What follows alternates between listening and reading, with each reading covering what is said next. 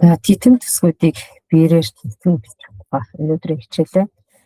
За үндсэн зургуудыг биерээр бичих аргыг мэдэж бичиж сурнаа. За биер барих арга бас их чухал. За тэгэхээр та бүхэн энэ зургнаас хараад биерийг одоо хэрхэн яаж барих вэ гэдгийг харъя. За босоо буюу уран бичлэгийн арга гэж нэрлэдэг. За биерийг цаастаа 90 градусын өнцөг үүсгэхээр X босоо байрлалаар барина. За эрхий 7 дунд хуруугаар чимхэж барихаа бугуй гар цаасд хүрхгүй хөндөй байна гэж. За одоо хүн зургнаас анзаарч байгаа бол за гарын бугуул цаасд хүрхгүй байгааг харж байгаа. За Монгол уран бичлэг буюу одоо каллиграфик тийм ээ дорны усан будгийн зураг зурхад одоо голчлон ашигладаг. Зургаасны одоо бүдүүн нарийныг зөвхөн биерний даралтаар өөргөлөөр дээш доош хөдлөх байдлаар одоо тохируулахад зориулагдсан байдаг. За биер барихтаа за хажуугийн одоо байрлалаас та бүхэнд харуулж байна. За тэгэхээр гарын бугуул одоо цаасан дээр бол хүрхгүй байгааг хараарай. За бас зарим тохиолдолд яг нэг бугуугаас одоо дэрлэж хэмж биерээ барих таслыг бас хийж болно. За минь одоо биер идүүлэх, биер шилэмдэх гэж бас нэрлэдэг. Өөрөөр хэлбэл одоо биерийн одоо үзүүрийг засаж за бичихд одоо бэлдэж байгаа юм үйлийг бол биер шилэмдэх гэж нэрлэнэ. За минь одоо бих идүүлэх гэж бас нэрлэдэг байна. За биерээр бичих алхам дараалал бас чухал. За эхний ээлжинд бол нэгдүгээрт төв бичээнгүй бичлэгээс эхлэн алхам дараатаа бичиж боловсрно. За хоёрдугаарт нь эхлээд дунд зэргийн одоо үсэг бичиж сурсны дараа том жижиг үсэг бичнэ. За 5 шунд одоо зурлагуудын харьцаа босоо хөндлөн налууг одоо тохируулан бичнэ. За дараа нь 4-дүгээрт нь дуурай бичнэ. Тэгээд олон төрөл хэлбэрээр бичих чадварт суралцах байх нэ. За энд та бүхэнд бас бичлэг харуулна. За тэгтээ бичлэгийг багш нь линкээр оруулчихъя. За та бүхний хичээлийг линкээр үзэх боломжтой. За энэ бичлэгийг та бүхэн бас үзээрэй. За анхааралтай суугаад бичлэгээ үзээд дараа нь дуурайж бичээрэй. За биерээр бичих юм бол бид нар за эсгийн хэрэгтэй, нуута цаас хэрэгтэй. За биер бихийг сав янтай нь хэрэгтэй байгаа.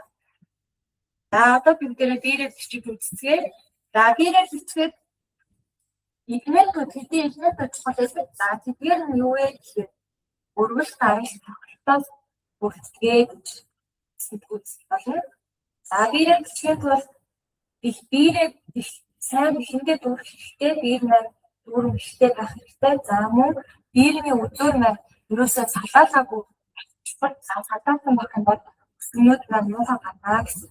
За одоо тэгвэл өргөл гарал тогтолтоо эндээр хэдэн яаж хийвэ гэдэг нь за их үсгүүдээ яаж хийх. За их үсгээ бичиж үзье. За А үсгийг бичихын тулд титмийг өргөлөө дадлаа өргөлөө дадлаа өргөлөө дадлаа өргөлөө. За үгийн дунд өргөлөө дадлаа өргөлөө. За үгийн ад сүүлийг бичихтэй. Өргөлөө дадлаа өргөлөө. За орхиж цоглоо өргөлөө. За И үсгийг бичихын тулд өргөлөө дадлаа өргөлөө дадлаа. Шил бимжлээ дадлаа өргөлөө. За шилбэг бичихын тулд шилбэг хатаад иргүүлж мэдээ дадлаа өргөлөө. За үе адтаа би шилбэг өргөлөө дадлаа өргөлөө. За оо бичихын тулд өргөлөө дадлаа өргөлөө. За дадлаа өргөлөө дадлаа. За нуруу тэмцэлж учраас нуруун дээр шат даралт.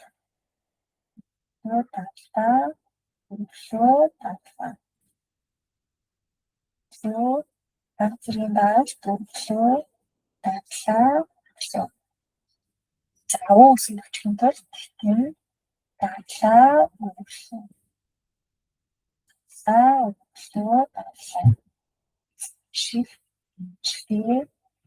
дадлаа өргөлөө. Дадлаа өргөлөө дадлаа. За зэргийн дараач өргөлөө дадлаа өргөлөө. За нэг үг бичиж үзье. За оноо гэдэг үгийг өргөлөө, даглаа, өргөлөө, даглаа, өргөлөө, даглаа. Даглаа, даглаа, өргөлөө, даглаа. Сүүл явлаа, даглаа, өргөлөө.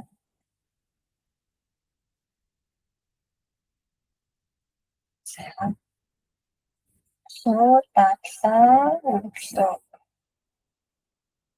Өргөлөө, даглаа, имжлээ, өргөлөө. За, ир үсгийг цохил, өргөл, даралт. Даглаа, өргөлөө. Даглаа, өргөлөө.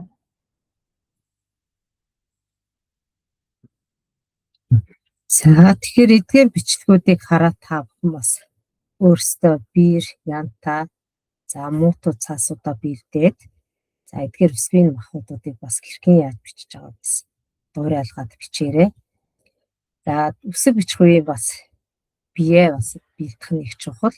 За нэгдүгээрт нуруу бол цээж цих байх ёстой, ихц байж одоо цээж ширээний хооронд бол зайтай байна. За амин одоо гар мөрс бол одоо байж бичиж буй гарын тохоо ширээн дээр одоо хөнгөн байрлана. За тохоо ширээн дээр одоо хит хүн дээр дарагдаж болохгүй. За хөл одоо суудлын хувьд бол 2 хөл шал руу бүтэн гიშгэж одоо сандал дээр тэнцвэртэй суuna.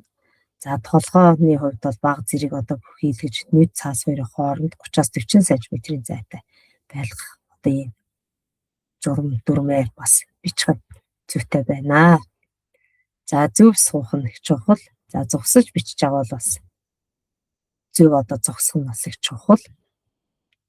За ингээд титэм төсгүүдийг бичсэн бичвэрийг ажиглаж 5 шугамтай цаасан дээрээ бас өөрсдөө бичих дадлагыг хийгээрэй. За энэ хэсгээр бас нөгөө хэрхэн яаж бичих вэ гэдэг тайлбаруудыг нь бас хажууд нь бүтсэн байгаа учраас тайлбаруудаа сайтар уншаад за эдгээр үсгийн махбодуудыг бичиж сураарай. За энэ дэр цаслага орхиц байна, сүүл, за туслыг одоо хэрхэн яаж тэмдэглэх вэ, гизгийг яаж тэмдэглэх вэ гэдгийг за бүгдийг бичсэн байгаа. За ингээд титэм төсгүүд буюу одоо үндсэн 7 нэг шиг за наамаалаа үсгүүдийг за бичээд сураарай. За та бүхэнд амжилт хүсье.